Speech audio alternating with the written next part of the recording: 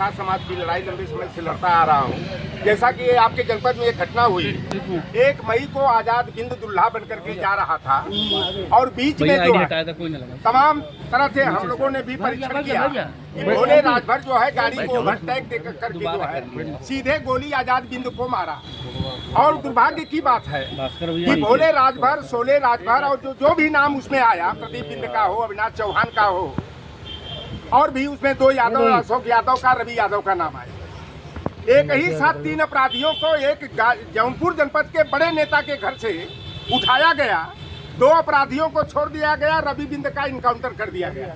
वो रवि यादव का अगर इनकाउंटर किया गया रवि यादव का, तो शोले राजभर, भोले राजभर पर, जिस पर तमाम संगीन धाराओं में मुकदमा पंजीकृत है, उनका इनकाउंटर नहीं हुआ। यानी उत्तर प्रदेश में जाति धर्म देख करके इनकाउंटर किया जा रहा है, बुलडोजर चलाया जा रहा है।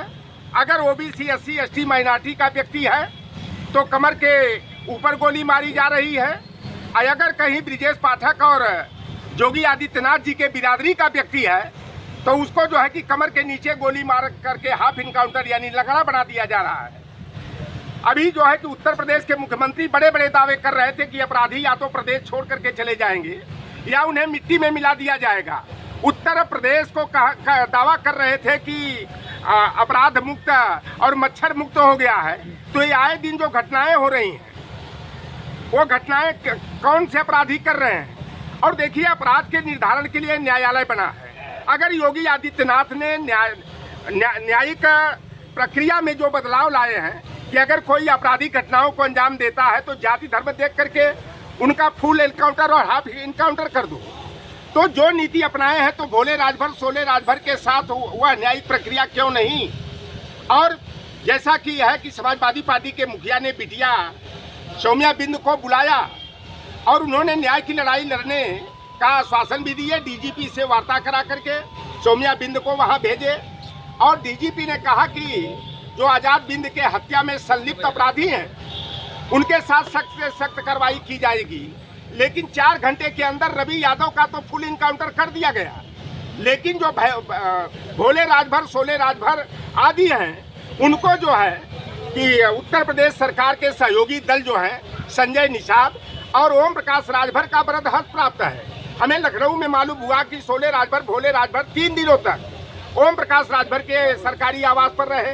प्रदीप बिंद जो है संजय निषाद के आवास पर रहा, और जब ये मामला थोड़ा तूल पकड़ा तो उन्हें कहीं स्थानांतरित कर दिया गया। और यह लड़की को जब अखिलेश यादव बुलाते हैं तो बाद में हमारे समाज के एक सांसद है विनोद बिंद जी, जो भदोही से भारतीय जनता पार्टी से प्रतिनिधित्व कर रहे हैं, सौम्या बिंद को लेकर के मुख्यमंत्री कार्यालय के पास जाते हैं, आवास कार्यालय जाते हैं, और योगी आदित्यनाथ दावा करते हैं कि मैं क्षत्रिय कुल में पैदा हुआ हूं, मुझे गर्व और अभिमान है। लेकिन योगी आदित्यनाथ में क्षत्रिय का न्यायिक चरित्र नहीं है, जो जाति के चश्मे से देखने का काम करते हैं। और जैसा कि उन्होंने हमें कुछ वहाँ के कर्मचारियों ने तुरंत हमें बताया कि जिस आशा के साथ सौम्या बिंद को लेकर के विनोद बिंद आए थे, आज तो उनकी लंबी क्लास लगा दी गई। कहा गया, लड़की को कहा गया तुम राजनीति कर रही हो और उठा लो हथियार। यह कोई है, कोई न्याय की गुहार लगाने गया है और उस लड़की को जो है कि डांटना और डपटना और यह कहना कि ओबीसी SC वालों को हम देखना नहीं चाहते हैं, यह एक मुख्यमंत्री का चरित्र है। और विनोद बिंद जो भारतीय जनता पार्टी के सांसद है, उनसे कहा जाता है कि बिंदो सिंधो को क्यों लेकर चले आते हो? बिंदो सिंधो की यहाँ क्या जरूरत है? जब चुनाव का समय आता है, भारतीय जनता पार्टी और उसके अनुषंगिक संगठन बड़े बड़े दावे करते हैं कि मल्लाह केवट बिंद कश्यप लोधी किसान तो निषाद राज के वंशज है, राम की नैया को पार लगाने वाले, राम को शरण देने वाले निषाद राज के वंशज है। चुनाव के समय हमें राम का मित्र और राम का भक्त बता दिया जाता है, राम की नैया का खेवनहार बता दिया जाता है, और जब हम न्याय की गुहार करते हैं तो हमें जाति के चश्मे से देख करके दुत्कारा जाता है। एक घटना ये होती है हमारे गाजीपुर जनपद में 29 मई को एक आलोक राय जो होटल संचालक संघ के अध्यक्ष भी हैं, उनका जो है बिंदु नाम से होटल भी चलता है, और उनके लड़के विनीत राय की जो है एक कटरा गैंग है जिसका मुख्य संचालक शंकर पांडे है, आलोक दुबे है, और 19 तारीख को उस लड़के की हत्या कर दी जाती है। और 2 तारीख को एक हमारे बिरादरी का लड़का कमलेश बिंद रहता है, जिसका कि इस मामले में संलिप्तता नहीं रहती है, उस लड़के को जो है, क्योंकि होटल वहाँ जो जहाँ चल रहा था वहाँ पर हमारे गरीब गुरबा समाज के लोग रहते हैं, लड़कियों को प्रलोभन दे करके उन्हें देह व्यापार के धंधे में उतारा जाता था। वह लड़का 1-2 बार विरोध किया था कि यह मोहल्ले का मामला है, यहाँ पर इस तरह के कुकृत्य नहीं होने चाहिए। लोग राज जी दावा करते हैं कि मैं करोड़ों रुपया सरकार को जो है टैक्स देता हूँ, यानी उनकी 50 करोड़ की आमदनी है। लेकिन दुर्भाग्य की बात है कि 2-4 कमरे के मकान में आज सीसीटीवी कैमरा लगा है, और इतना चर्चित होटल में जो है इस सीसीटीवी कैमरा नहीं लगा हुआ। कमलेश बिंद की शादी 27 अप्रैल को होती है, भभुआ जिला का रोहतास दुर्गावती मोहनिया क्षेत्र में। वह लड़का पर 1 लाख का इनाम घोषित तड़ातड़ कर दिया जाता है, जिसका कि पहले कोई वैसा आपराधिक मामला नहीं रहता है। केवल केवट बिंद मल्ला होने के नाते उस लड़के को उसकी ससुराल से उठाया जाता है 2 जून को, और 2 उसके ससुराल से और लड़कों को उठाया जाता है। 28 घंटे पुलिस इधर उधर उसको रखती है, और 3 जून को रात में 12:30 बजे ले जा करके पौहारी बाबा आश्रम जो कुर्था गांव में अवस्थित है, गाजीपुर डिग्री कॉलेज के बगल में, उस लड़के को सीधे छाती में गोली मारी जाती है और मार करके उसकी हत्या कर दी गई। लेकिन शंकर पांडे और आलोक दुबे कहाँ गए? राम बच्चन राजभर की पीट करके बुरी तरह से ईंटे पत्थर से कुचल करके जो है करीमुद्दीनपुर थाना के नेवादा गांव में शक्ति राय नाम का व्यक्ति कर देता है। उसका जो है कि हाफ इनकाउंटर किया जाता है, और उसी तरह की घटना जब गाजीपुर में होती है तो कमलेश बिंद का जो है फुल इनकाउंटर कर दिया जाता है, और तमाम गांव के 70 लोगों पर, महिलाओं पर वहां पर रासुका लगा दिया जाता है। तो ये उत्तर प्रदेश की सरकार में पूरी तरह से जो है गुंडाराज, जातिवाद, और मैं दावे के साथ कहता हूँ लौटर राम निषाद मुकदमे से नहीं डरता है।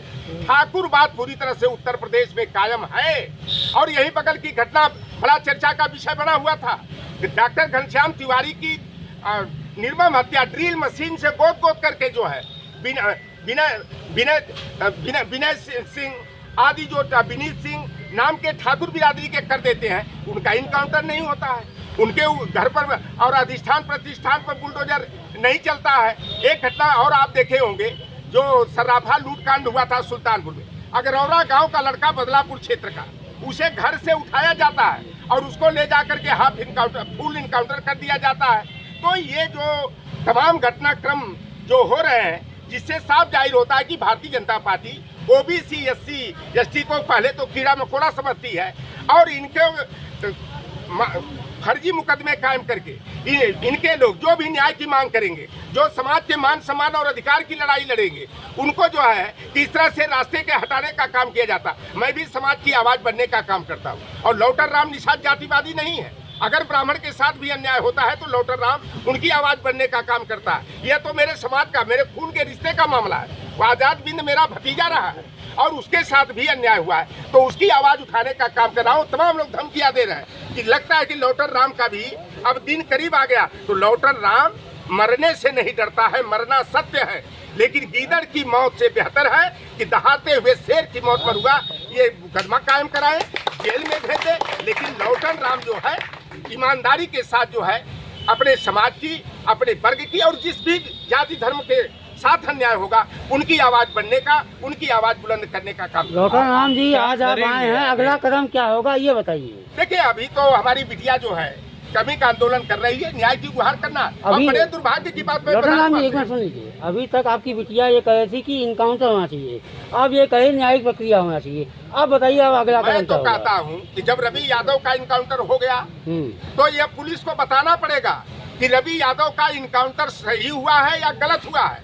अगर उच्च न्यायालय के 2 जजों की पीठ ने यह कह दिया कि भैरव राजभर पर 2 महीने तक जो है पुलिसिया कार्रवाई नहीं की जाएगी, जो मुख्य आरोपी है आजाद भोले राजभर, जो आजाद बिंद की हत्या का मुख्य आरोपी है, अब उस पर जो है कि न्यायिक रोक लगा दी जाती है। यह कौन सा न्याय की प्रक्रिया है? और शायद आप लोग भी पत्रकारिता जगत से जुड़े हुए हैं, हिंदुस्तान के इतिहास में पहली बार ऐसी घटना हुई है कि एक अपराधी को बचाने के लिए कोर्ट बीच में आकर अड़ंगेबाजी